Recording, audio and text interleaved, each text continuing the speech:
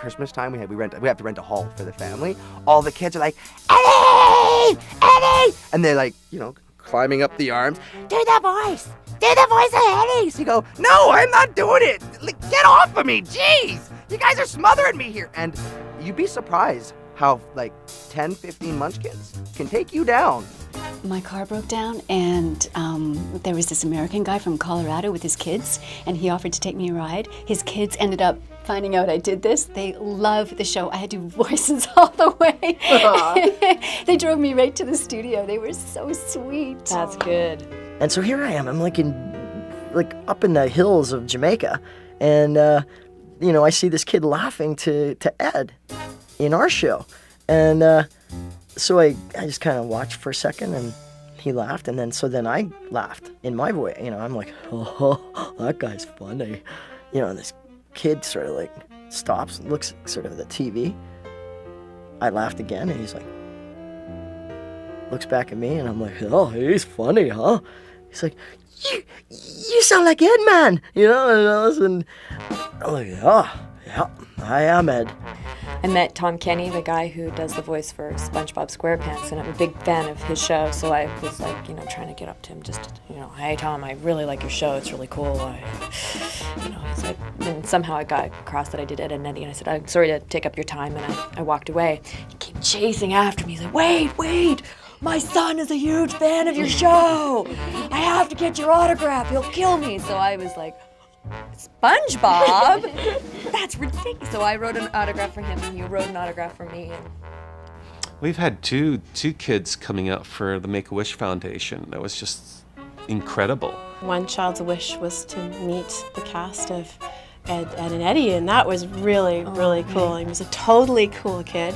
We would literally shut the doors down to the studio that day, and we would ask them what were their famous favorite foods, and we'd pizzas, and so we'd fill the place full of balloons, invite everybody down, have only their favorite foods here, and then we just have a party all day long with the kids. So that's really neat when you can meet someone and they're really excited to meet you, and they kind of look at all of us and they go, yeah, you do Kevin, yeah, right. And go, no, dude, I totally do. And it really makes you feel good.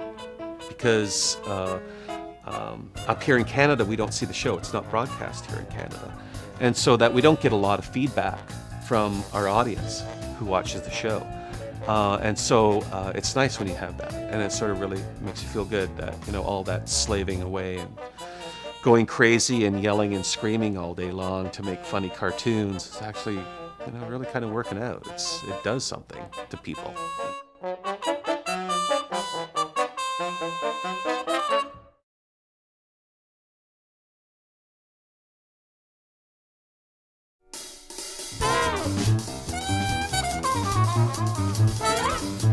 Our Ed's process of how we do the show is basically, it mimics how the show looks, which is basically exploiting human error and living within a time that I wasn't able to live within, which was the classic era of cartoons. And we just approached it in a classical sense of handmade, hand-done, hand everything throughout the whole system of the process.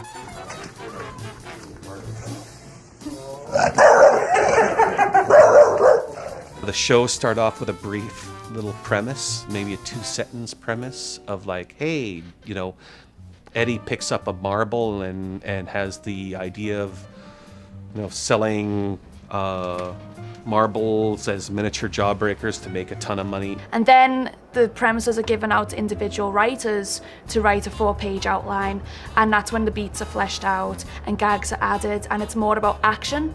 And then we move on to scripts once the outline's been approved, and then the dialogue's added and all the small details that go into the screenplay and the interaction between the characters. We go from scripts, we go to storyboards, and at the storyboard phase is where everything happens.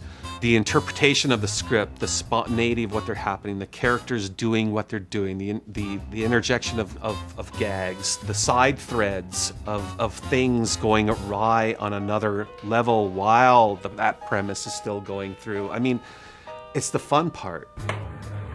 And then when the thumbnails have been presented to Danny, they're presented in front of the whole studio on a huge billboard. And we go through it, and then any gags that don't work are taken out. Any gags that might be better presented earlier on in the episode are moved around. And it's a huge communal process. We all have a say in how an episode turns out, which is really cool.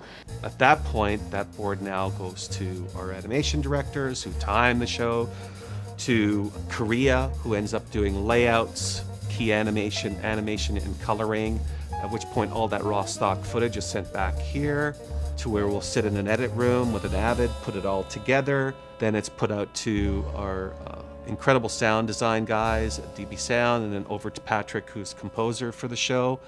We mix it down, get it on tape, and it's FedExed over to Atlanta.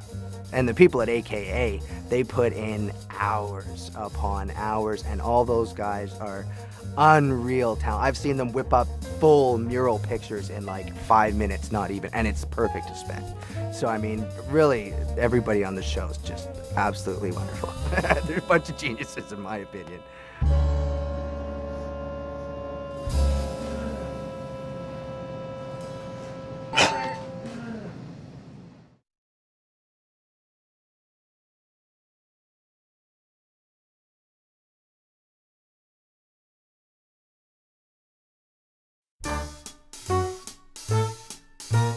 I've had Jawbreakers. I think the only reason I chose Jawbreakers because they're like the most horrid candy to eat.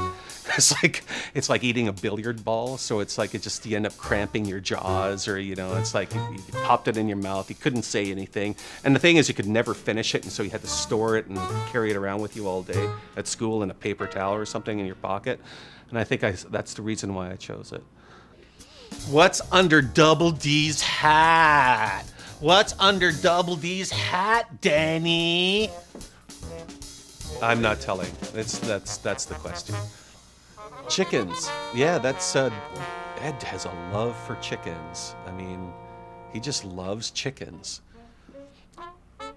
It's kind of funny because I don't know what came first, and it's like you go, oh, what, the chicken or the egg? No, but it's like Scott, who's one of our senior storyboard artists here, has chickens, and so it may have come from that, or he may have fallen in love with chickens based upon Ed. But it was just really weird. It was just sort of a weird thing. And then it all sort of came from a show where Eddie was making omelets and with eggs, and Ed just fell in love with chickens. And we've sort of let him have his day whenever it was made possible to make sure that he got his fill of chickens, Cankers are totally, the Cankers were, I don't want to use their names. Debbie and Dolly, let's just say that. Debbie and Dolly from grade 8, and would always constantly pin me into a corner somewhere. Come on, give me a kiss. Let's neck. That kind of thing. And it's like you just sat there with your hands sweaty, and it's like grade 8. It's a boy in grade 8, for God's sakes, The whole thing about them being inventive and creating these wonderful machineries and gadgets and odd things that they're using within the show, a lot of it comes from Double D, but it also, I play on that only based upon the fact of that, again, it's the imagination of kids trying to get something when they don't have it accessibly available to them. It's like a thing of that, hey man, wouldn't it be really, really cool to drive a race car? Well, you don't have a race car, so you end up building a go-kart. You know what I mean? And so that it's that kind of mentality to it.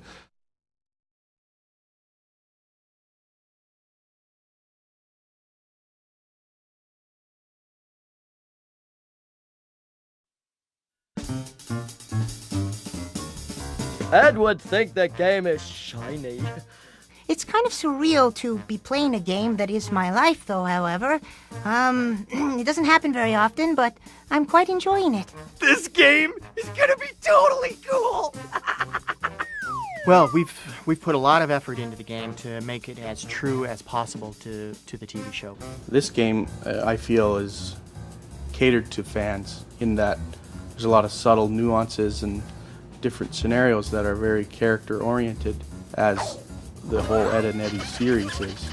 It's broken down into a series of scams and bonus levels where Eddy takes charge of the 3 Eds and leads them on a wild adventures leading them astray. One scam is where Jimmy, we basically kidnap Mr. Yum Yum, his favorite little doll, and we basically say, you know, it's kind of, we hide him and then we say you can't get him back unless, you know, you give us a quarter to get him back. There's one, I think it starts out where we have to try and get Rolf's meatball making machine so we can grind up the ice to sell snow cones to the kids to get quarters to buy, you know, jawbreakers. They encounter the same cast of characters that are in the show and stuff. So from what I hear, this is a secret that we enter Cankerland, and that to Ed is not a good thing. So you can be any one of the Eds at any one time, but then also we have what we call formations, where you actually play as all three Eds at the same time. And so depending on who's at the lead, if it's Eddy, then when you hit the formation button, Ed throws Double D and then Eddy on his shoulders, and they're all like this, balancing, trying to go down the street like that. Then if Double D is the one who's in the lead when you hit the formation button, then we have what we call Trample Ed, where Ed and Eddy throw Double D up in the air, and then if Ed is in the lead, it's like a whip, and he goes flying around, and they're flying around behind him. The animations are just spectacular. It's essentially the show. That's the coolest thing about it. It is essentially like an episode of the show. When we're recording the game, I see a lot of the same lines and the characters as the show has. So hopefully, you know, it'll seem like the kids are actually controlling the cartoon. Even in the aspect of it being so fun and so childlike, that's something that we strive to put into the Ed, and Eddy show, and I think it's coming across quite well in just the different scenarios that have come up in the game. For me, always working in a 2D world, as much as you're always trying to create a three-dimensional world for television, to actually go roaming and strolling through those corridors and areas and things, I mean, it's just killer. I love it. It's awesome. It definitely, on a personal level, it turns out 10 times better than what any of us could have predicted, and we really are proud of this game.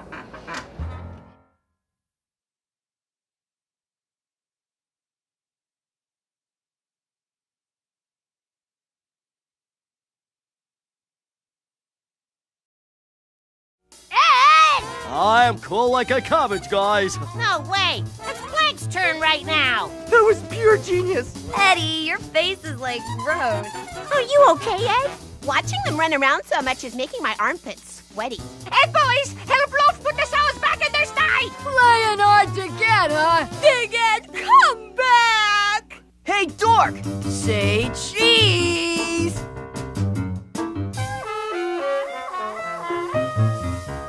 Well, the game is about Ed, Ed, and Eddy, and it's very true to the cartoon, and it's about these three boys who all have very distinct personalities. You've got the loudmouth Eddy and showmanship and out there, and it'll, you know, doesn't think before he acts type of scenario, and will do everything once, and if it fails, big deal. If it wins, he's got cash in his pocket. Eddy is, I think honestly, deep down, he's a good guy. Most people say, meh, but he's just trying to be like his older brother, who he idolizes. Double D is the neurotic, organized, logical, perfectionist.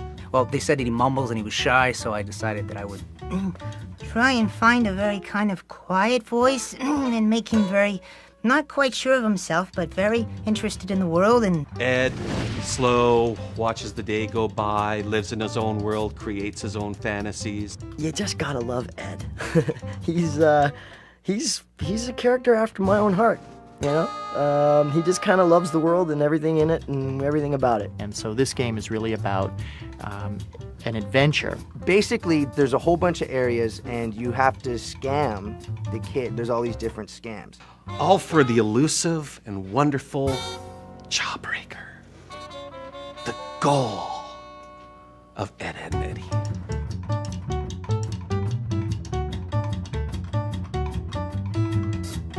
Oh, you're just gonna record me recording? Yes.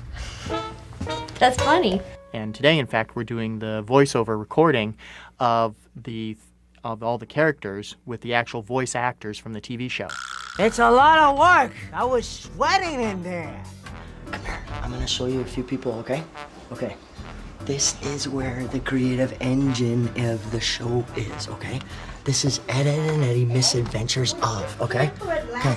Cool This lemonade. is everybody right Do one more here. time, just a little bit more worry This off is the Terry, top. our director. This is 141 take. 137. Here, let's go in the other room, okay? Oh, All right. dear. Okay. Ed, do you care for a glass of cool lemonade? Okay. Now don't scare him, okay? Because he's very skitterish, okay? Hi, Doubleday! Hi, buddy. Hi. Oh dear, are we still on 141? Okay, thank you. Okay, come on. 140. He can be worrisome at times. He can be worrisome at times. He can be worrisome at times. Ed? Eddy! Oh dear. Oh dear. Oh dear. Are we rolling? Okay. I would like to introduce Sam. Everybody, this is Double D, played by I'm going to say my line now. Sam Vincent. Thank okay? you. Okay. and- All right, here we go. Go. Okay. He can be worrisome at times. Usually I sit down, I have a line, I rest for a while, you know, and then they beat up Tony for a while, they beat up Matt for a while, and then I get up and do a line and then I sit down. Ed! But it was me doing line after line after line after line. I don't think that will be necessary, Ed. These laser turrets are much more effective. Whee! Patience, Ed, we'll free you! Nothing like a moment's rest to compose one's thoughts. We can't leave yet. We need to get all the map pieces. Let's see if Jimmy or Johnny can be of assistance. And I can't breathe and I have to get the water, and Terry, the director's going faster, faster, and all these people staring at me. Whew! It's a lot harder, believe me. I tell you, but it was fun, and it was worth it. Sam Vincent is probably the most diverse of the talents. I mean, he's done everything from Baby Looney Tunes to another show I work on called Crypto. He has probably the biggest voice range and very diverse talent, and just a really nice guy to work with. B-5-4-bum! I smell cheese and onion buns. I get to play Ed. Yep. Pretty much every day, you know. Please, Sarah, don't tell Mom! You know, actually, you know what one of the best things is, well, because it's kind of a character after my own heart, but Eddy is always like for, 4 hours in a session, Eddy will be screaming his brains out and Double D will be perturbed and all, things, and Ed just laughs his way through it. Then I'll have a bit of a rest, and then I'll laugh again. I'll have a bit of a rest, or I'll say a line like, whoa, chickens, and, everything's just good all the time. Oh, I know! We can crawl through the stinky sewers like the bacteria-fusing blob in I Was a Teenage Sludge Hippie! Except for when I get to talk about monsters and, and that type of thing. Then things get out of control and, Ed becomes the monsters that he's thinking about and describing to the other guys. And conduit to the 7th level of Hades! He becomes everything that he is talking about or what he's feeling or what he's thinking. But it just happens to come out in a very simple type of Ed way. May I have a straw? That was my Shakespeare one. Matt Hill is an awesome performer. He's a high-energy performer. He's an athlete outside of the show. He's like a triathlete. So he brings that energy to the session. It's a lot of fun. Come on, start acting. I'm here to make sure you do it right. Oh, well, that's Come on, not gonna help. Terry, let's get this going. Let's go. Let's roll this stuff. Let's go. Okay, ready? Come on, let's go. Okay. Energy, energy, energy! Energy! Tell you what, Jimmy boy, I'll help you get your pal back for a Just wait half a second. Oh, the creaky. Tell you what, Jimmy boy, I'll help you get your pal back for a quarter. More conniving. Okay. I'll help you get your pal back for a quarter. Tell you what, Jimmy boy, I'll help you get your pal back for a quarter. No. Yeah, do it more like that. Okay.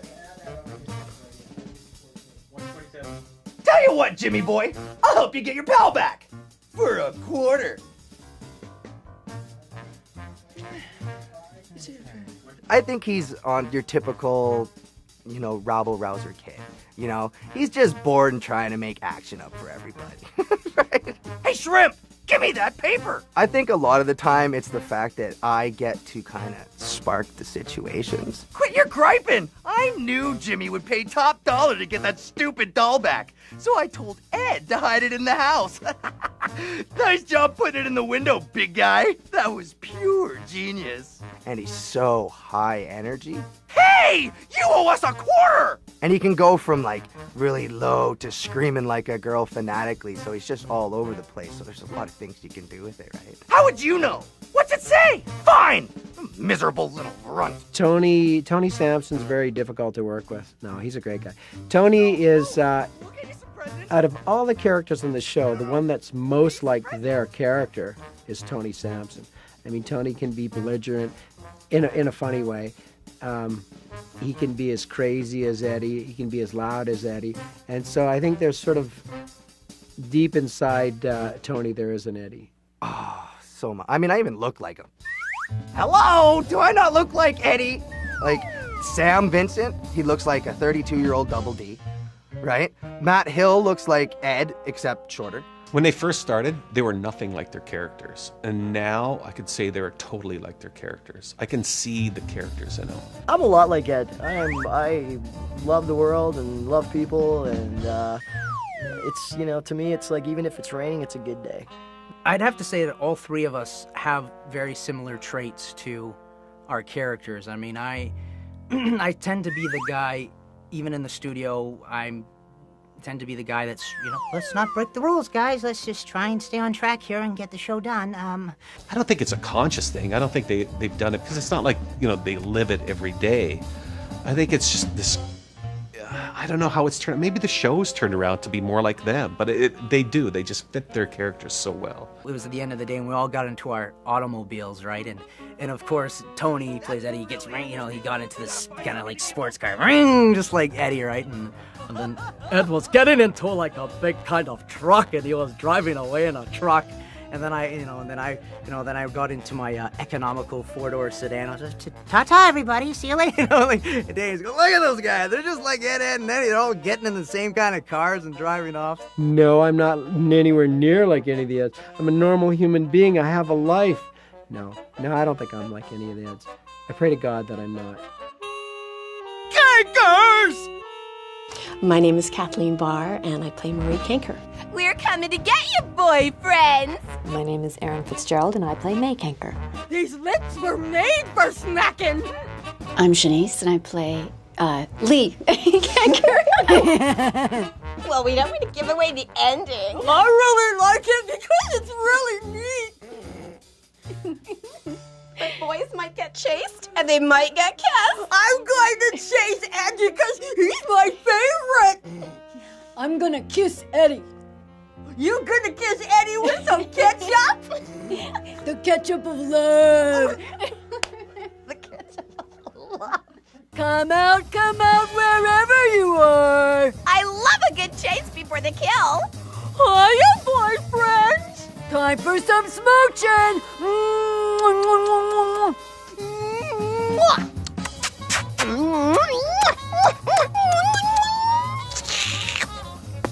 She's very, very talented, very diverse, and one of the few women that can do really believable boys' voices. And so she nails Kevin, I think as a boy. Yeah, you're nothing like Kevin. You're a girl. No, I'm not like Kevin. I like to think I'm really super cool at times if I need to be like Kevin, but otherwise I can't find any parallels, honestly. Well, if it isn't dork, and dorky. Can it, dork? Let's see how cool you really are. Not bad for a bunch of dorks, but the race ain't over yet. Look, a walking zit! She moved away on us. She moved to Southern California. She comes back up and she does one of the Kanker sisters, and she also does Naz. And I think maybe being in Southern California, that's helped her because Naz is very carefree spirit, and Erin's kind of going that way. Yeah, I'm definitely like May. Definitely. In what way? I think when I'm at home and I'm like, when I really like something, I like that very much. Please, can I have some more ice cream? You know, like that's full I had on. no idea. Yeah, you should ask my husband. Yeah, I think he would had no agree. idea. And then if I'm like out in public, you know, I pretend that I'm Naz. I'm like, yeah, I'm really cool. Yeah, I put on my shades. Yeah, I'm really cool, but I'm really not. Not cool. Eat up, squirrel dudes. You guys are funny. Dude, what's up with that bell? Shanice Shode is been around for a long time too, and she does one of the cankers, and she also does Sarah. She probably of all the girls has to yell the most, and so she's the trooper when we have to get Sarah to yell. And when she's nothing like No. your character. You're not bossy. You're We're actors. Sarah. Really? Well, when think? there Sarah are could little be your bits, inner child, maybe. you know, she's dealing angry. with my brothers, right? If they ticked me off. Oh, that's why it's such a good performance. Ed! Get the dolls! You'd better not break them, mister! And while you're at it, drop them near Jimmy. It's about time. It's time for dinner. Mom said get moving. Terry, the director, fabulous. He's the best really director funny. in the Excellent. entire Ever. universe. Yeah, he is the best director ever. He's standing right over your shoulder. Where is he? Can you hold the Is he cue in the card up? room? He's No, the he's best cute. director Ever. What does that say? Yeah, ever in the universe. That's what it says. The best. No, we really do love Terry. And he's very good at telling us what to do. Ow, ow, ow, ow, ouchie, ow, whatever you want. Throw a whole bunch together. That was really good. I really like that. Make the first line bigger and then come down for that last one. That was really cool. This is one of those things, you understand the gravity of the situation. Like Eddie wouldn't understand this at all. Not too soft on the last part. We're on line 122.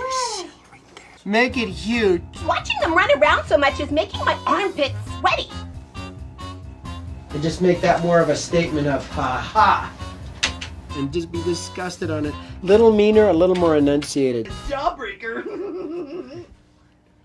Be really brave on it this time. Make it a threat where you go up, you know, you better not. Give me more of a finger wag right off the top. Check out those skid marks. Skid marks are not in reference to underwear. It's the new Ed and Eddy joystick. My job as a voice director is to work with Danny Antonucci, who's the creator of the show, and he boards all the show, so we know exactly the timings that we have to get out of the performances. And basically, it's to ensure that the actors stay on character. The Eds aren't really done like a lot of series are done. And so it was like, I think he was really hip on all this fact of using all these crazy voices and trying and using this crazy dialogue and trying to put this all together and making it work, making it gel into a show. It's a 301 take. 54. You have done well, nincompoops. You may now use Rolf's machine. Danny was looking for somebody that was that could do an accent that sounded Eastern European, but we didn't know where it was from. And so Peter was standing outside in the lobby, and I said, Peter, you got to come and read for this. And Danny Antonucci was in the audition session with us, and he just nailed this wacky voice, which is the Rolf that we know today, and it was just totally out there. Rolf is so complex that I don't even really know where he's from. We've never really decided that. It's just kind of a weird voice. You? Lower than a pathetic wee roach, Ed boy? Do not puncture Rolf's pumpernickel. Weird guy from a weird country with a weird voice and weird everythings. Ho-ho! Day late and dollar short, Ed boy. You do not know of the bounty? There are free jawbreakers at the candy store. Whatever the Eds do, you can be guaranteed that Rolf will have some other bizarrely sick and twisted way of doing that thing. As current champion, it is your rightful duty to ensure that they do not succeed. You have done well, Ed boys, but your real challenge awaits. Best victor in a headbutt and you may continue. Yes, the early gal gets the tripe, no? Go away, you vex Rolf. Hello? Goodbye. David has this wonderful, quirky sense of humor that just cracks me up all the time. And the way he delivers things are just so far-fetched, so foreign, but they just work and they're funny and they actually add another layer to the character, which is pretty fun. In his natural voice, it's this little voice, and we don't even have to overly tweak it. I mean, he hams it up a little bit for the show, but it's pretty funny when he comes out as Johnny, and he loves this Plank. Holy moly, look at Eddie's face, Plank. Plank says you were tricky. All right, I'll give up the valve. Just don't hurt him. No, Plank! They got me, Plank! You got a real sweet tooth, huh, Plank? Plank says bring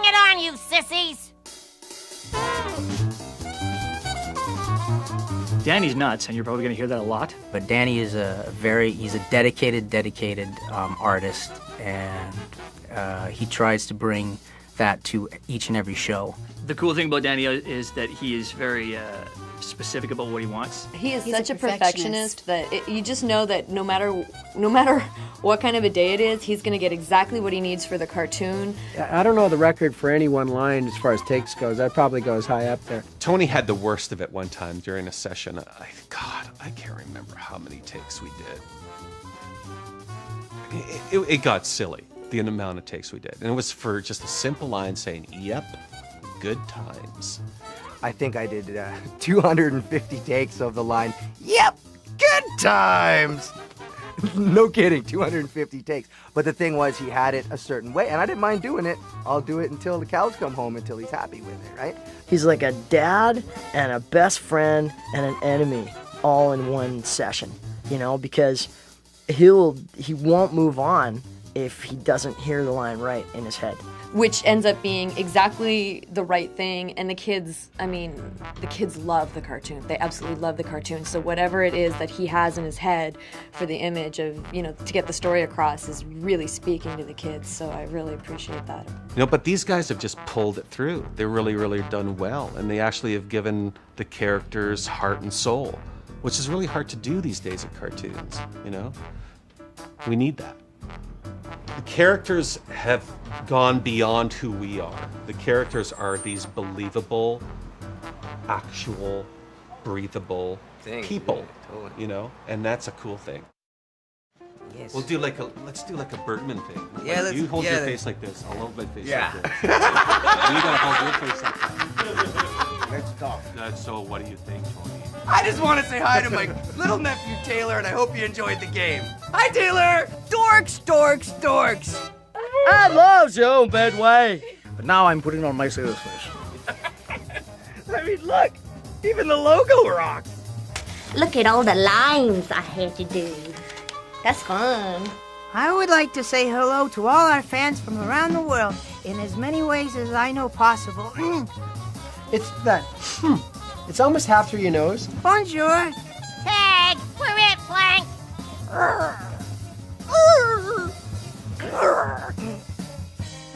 Guten Tag. That makes sense. Smell the characters within what she does.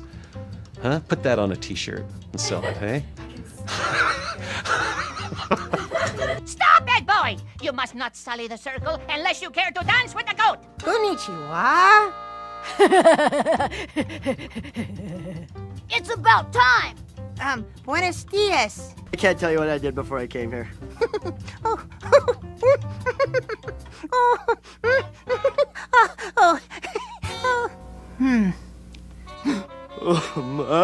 Stores can be so cruel. Dorks. Dorks. Cankers. Isn't it interesting that you play the bossiest one? Yeah.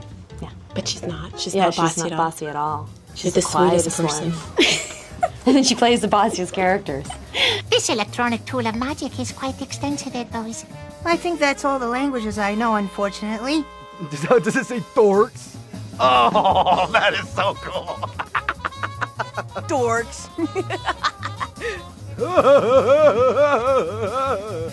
I can sit there and watch that for hours. A canoe. I think Ed would really enjoy the company of a canoe. Can we go record another video game? This is fun. Thank you for paying attention. Goodbye.